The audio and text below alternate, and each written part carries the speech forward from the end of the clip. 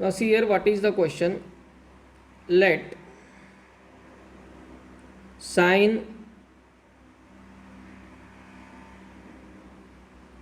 x plus y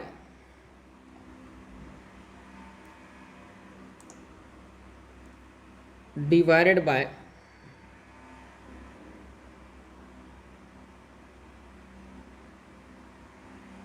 sine x minus y equal to a plus b upon a minus b. This one is the given relation, and from this we have to find the value of tan x upon tan y. tan x upon tan y ही value आपल्याला find करायची आहे. Options are given a upon b, b upon a into b, and none of these. How to solve this? Can anybody?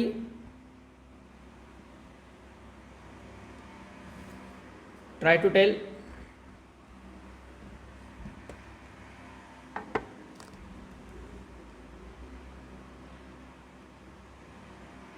Yes.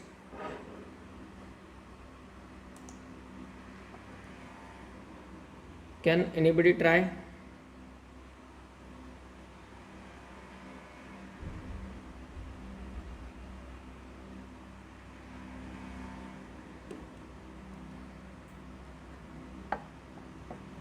Sin x plus y upon sin x minus y equal to a plus b upon a minus b. This one is a given term. How to simplify this?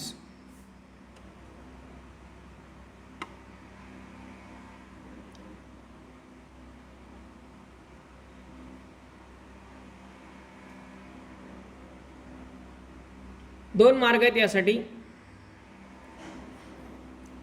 एक म्हणजे न्यूमरेटरला sign A plus बीच्या एक्सपान्शनचा formula वापरणे आणि डिनॉमिनेटरला sine x minus y sine A minus बीचा expansion formula वापरायचा left साईडला.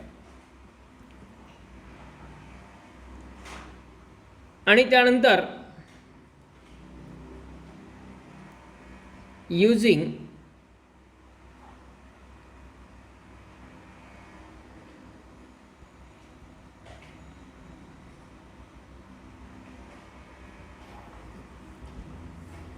कॉम्पोनंटो and डिव्हिडंडो हे यात वापरावंच लागेल. वापरलं तर जास्त इझिली प्रॉब्लेम सॉल्व्ह होईल. दोनपैकी कुठल्याही मेथडनी जर आपण सॉल्व्ह केलं तरी आपल्याला कॉम्पोनंटो डिव्हिडंडो वापरणं जास्त योग्य आहे. मग पहिली मेथड, पहिला मार्ग म्हणजे काय की आधी याचं एक्सपान्शन करायचं, sign A plus B sign A minus बी याचे फॉर्म्युले वापरायचे आणि मग कॉम्पोनंटो डिव्हिडंडो करायचं. पण त्याने टर्म खूप मोठी होईल. साइन ए प्लस बीचा फॉर्म्युला काय?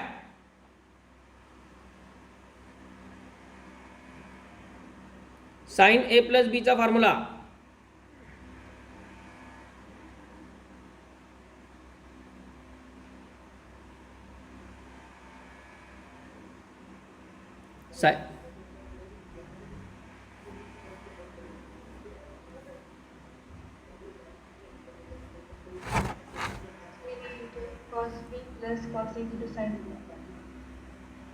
Sine A plus B equal to sin a into cos b plus cos a into sin b. sin x plus y sin x into cos y plus cos x into sin y divided by sin x minus y sin x into cos y minus cos x into sin y equal to a plus b upon a minus b. हा formula वापरल्याच्या नंतर component dividend जर आपण घेतलं तर term खूप मोठी होईल. कारण हे कॉम्पोनंडो डिव्हिडंडो म्हणजे काय असतं, व्हॉट इज धिस प्रोसेस, अगोदर याचं पण महत्त्वाचं आहे working. What is mean by componendo डिव्हिडंडो.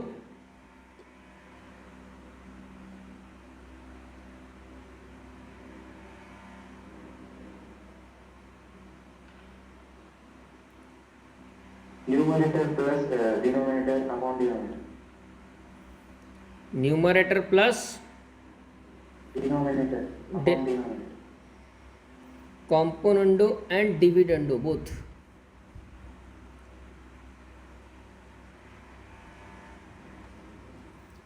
What is that? Numerator plus denominator upon numerator minus denominator. Numerator plus denominator divided by numerator minus denominator. सिम्प्लिफिकेशनच्या कुठल्याही एक्झाम्पल्समध्ये जर ए अपॉन बी किंवा पी अपॉन क्यू, आता A B C D पूर्ण कुठं कशी वापरता येते, P upon Q असेल, एक्स अपॉन वाय असेल, एम अपॉन एन असेल, एल अपॉन एम असेल, व्हॉटेवर, अशी टर्म दिसतीये आणि अशी पण टर्म दिसतीये. ए अपॉन बी पण दिसतोय आणि ए plus B upon A minus बी पण दिसतोय. डेफिनेटली तिथे हा रूल वर्क करतोच आणि प्रॉब्लेम इझिलीच सॉल्व्ह होतो.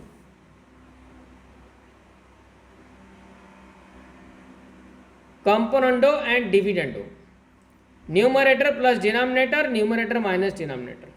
जिथे कुठे ही टर्म असं आहे तिथे एखाद्या वेळी ही टर्म दिसणार नाही, ऑप्शनमधली जी असणार आहे ती ही टर्म असेल, इट वर्क्स, प्रॉपरली वर्क्स. आणि त्यामुळं कॉम्पोनंडो डिव्हिडंडो तर वापरायचाच आहे, फक्त तो कधी वापरायचा हे महत्त्वाचं. आपण याचं आधी एक्सपान्शन करून म्हणजे या स्टेपच्या नंतर वापरू शकतो. म्हणजे आधी एक्सपान्शन करा आणि मग रूल वापरा, किंवा आधी रूल वापरला तर ते जास्त सोपं होणार आहे. आधी रूल वापरला तर ते जास्त इझी होणार आहे. 1, 2, 3, 4, 5, 6, 7, 8, 9, 10.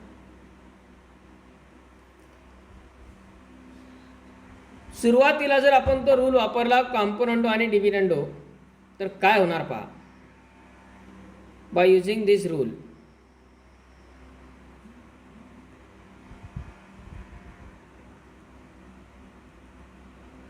फर्स्ट रिलेशन आपल्याला दिलेलं आहे,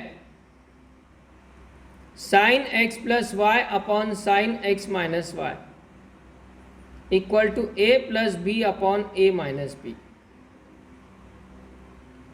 so by using this componendo dividendo काय होईल, लेफ्ट साईडला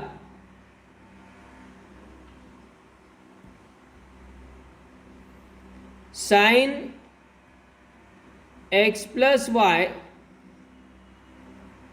plus sine x minus y divided by डिनॉमिनेटरला sine x plus y minus sine x minus y. काय केलं आपण, numerator plus denominator divided by numerator minus denominator. पण same process आपल्याला right साईडला पण करावी लागणार आहे. राईट साईडला A plus B plus A minus B divided by A plus B minus A minus B. Okay, by using componendo and dividendo, numerator plus denominator divided by numerator minus denominator. आता इथे जर आपण आधी कॉम्पोनंडो डिव्हिडंडो वापरतोय तर ही term आपल्याला मिळाली आहे. आता एकतर याचं एक्सपान्शन करा. इथं साइन ए प्लस बीचा फॉर्म्युला वापरा, इथे साइन ए मायनस बीचा फॉर्म्युला वापरा, पुन्हा इथे ए प्लस बी, पुन्हा इथे साइन ए मायनस बी वापरू शकतो आपण. पण जर टर्म आपण केअरफुली ऑब्झर्व केल्या, जितकं ऑब्झर्वेशन जास्त, जितकं आपलं फॉर्म्युलांचं वर्किंग जास्त, तितकं स्किल वर्क जास्त होतं, डॉंकी वर्क कमी होतं. म्हणजे sine A plus B plus sine A minus B याचा डायरेक्ट फॉर्म्युला आहे आपल्याकडे. कुठला? Sine C plus sine D.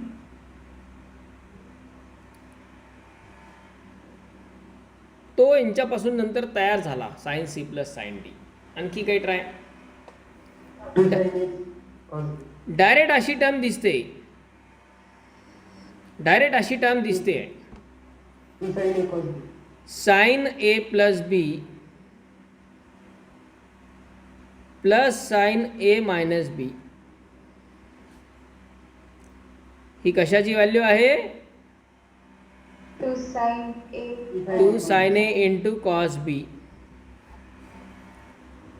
2 sin A into cos B. Opposite वापरायचा आहे फॉर्म्युला. त्यामुळं फॉर्म्युले सगळे दोन्ही डायरेक्शनमध्ये आपल्याला माहिती पाहिजेत. लेफ्ट साईड काय, राईट साईड काय. Sine A plus B plus sine A minus B he value आहे 2 sin A इंटू कॉस बी. आणि त्यातलाच सेकंड प्रॉडक्ट फॉर्म्युला काय असतो?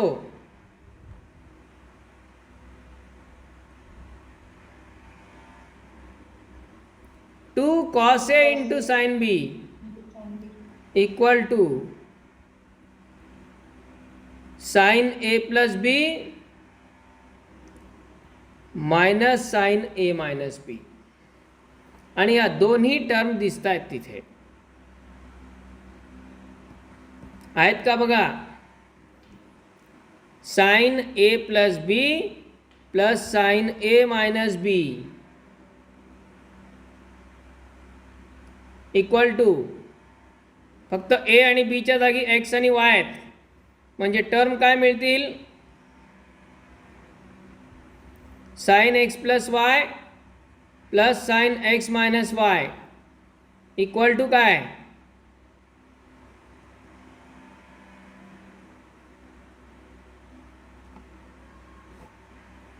2 sin x into cos y. एच्या जागी एक्स आला, बीच्या जागी वाय आला.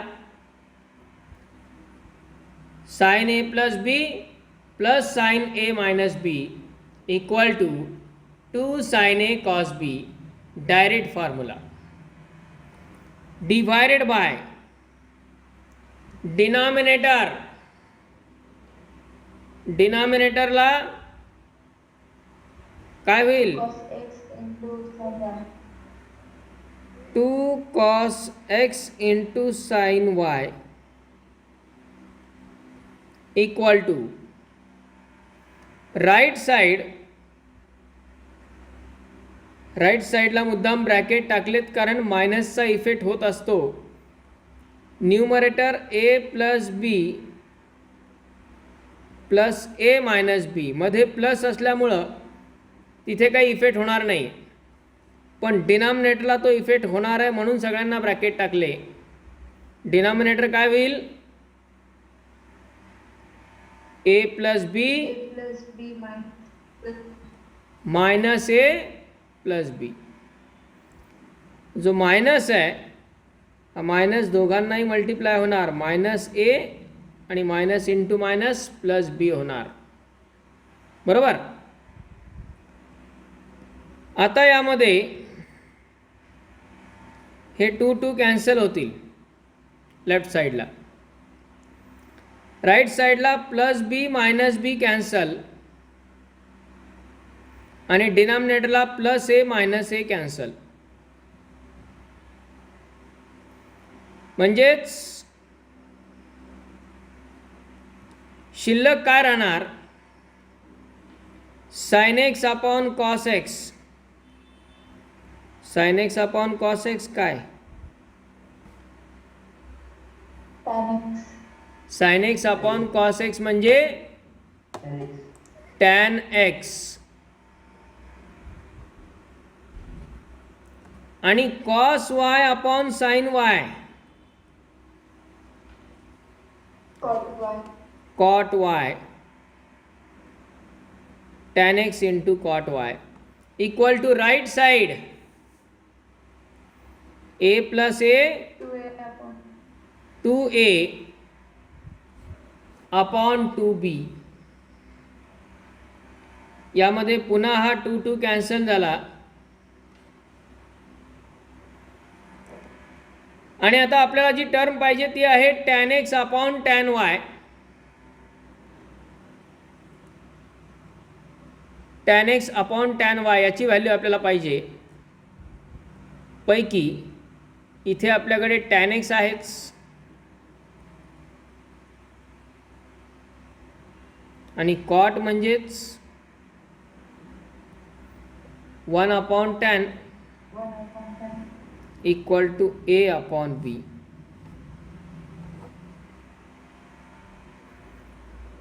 लिटरली 2 स्टेपमध्ये प्रॉब्लेम इव्हॅल्युएट होतो.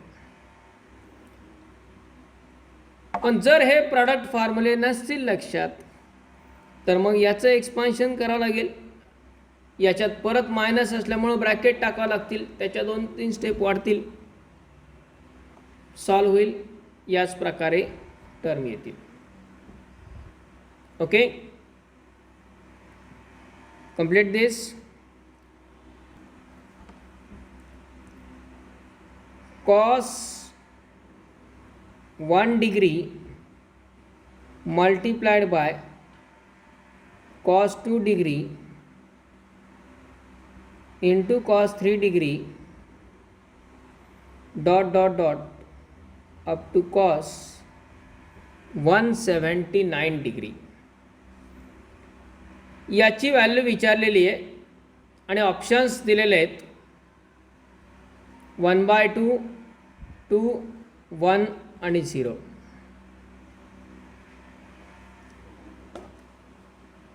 काय येईल बरं याचा आन्सर?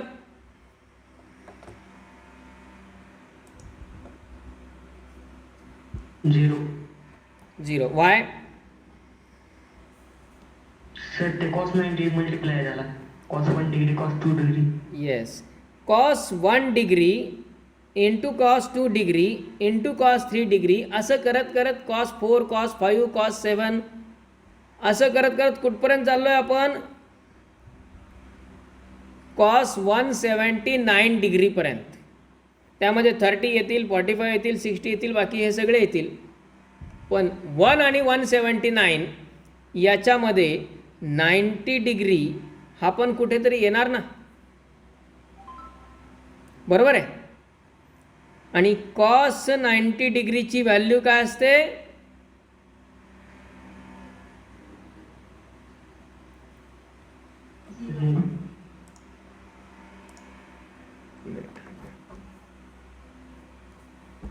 cos 90 डिग्रीची व्हॅल्यू काय असते?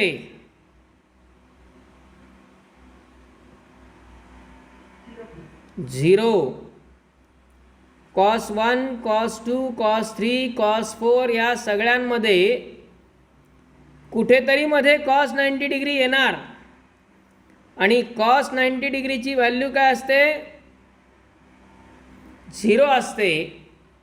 आणि 0 कुणालाही मल्टिप्लाय झाला तरी पण त्याची व्हॅल्यू काय येणार? 0. So the correct answer is 0. Okay, got this?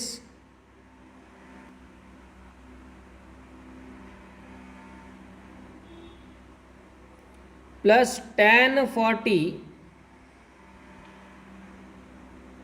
plus root 3 into tan 20 into tan 40.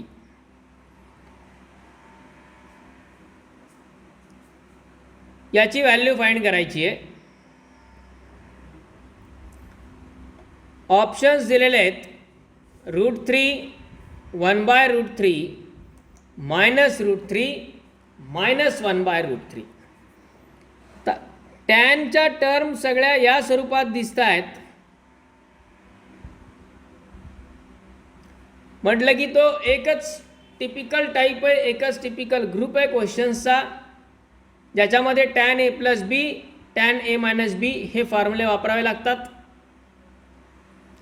Prove दॅटच्या ग्रुपमध्ये left side right side LHS वरून RHS नसती मिळवायची, डायरेक्ट दोन्ही साईड ॲट ए टाईम येतात तो ग्रुप. आणि यात महत्त्वाची हिंट, या 20 आणि 40 मध्ये काय रिलेशन आहे?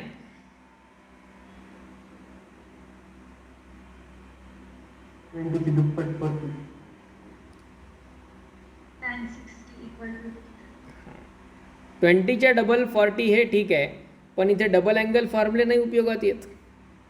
इथे की फॅक्टर आहे हा √3. इतक्या वेळा √3 आलाय त्याचा एकदा तर विचार करावा. क्वेश्चनमध्ये एक √3 दिला आहे आणि 4 ऑप्शनमध्ये 4 ठिकाणी √3 ची टर्म दिसते आहे.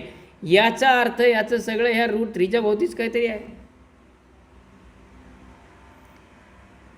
80% सोल्युशन क्वेश्चनमध्येच असतं, क्वेश्चन आणि ऑप्शनमध्ये. फक्त आपला ते पाहता आलं पाहिजे, ते शोधता आलं पाहिजे. 5-5 ठिकाणी √3 दिला आहे, त्याच्यावरती फोकस नाही होत आपला. मग √3 कशाची किंमत असते?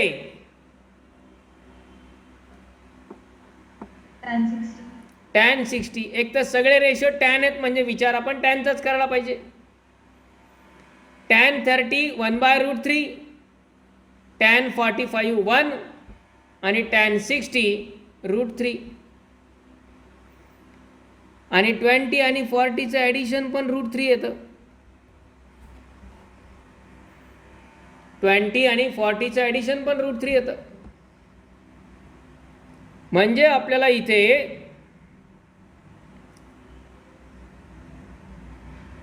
tan 60 ची मदत घ्यायची आहे. या tan 60 लाच आपण tan 20 + 40 असं लिहू शकतो. लिहू शकतो का बघा? tan 60 लाच tan 20 + 40 असं लिहिलं. tan 60 ची व्हॅल्यू किती?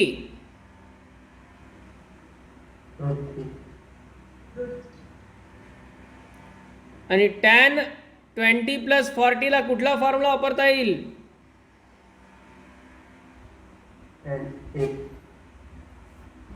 Yes, tan a plus tan b divided by 1 minus tan a into tan b. tan a + b चा formula tan a + tan b upon 1 minus tan a into tan b, म्हणजेच tan 20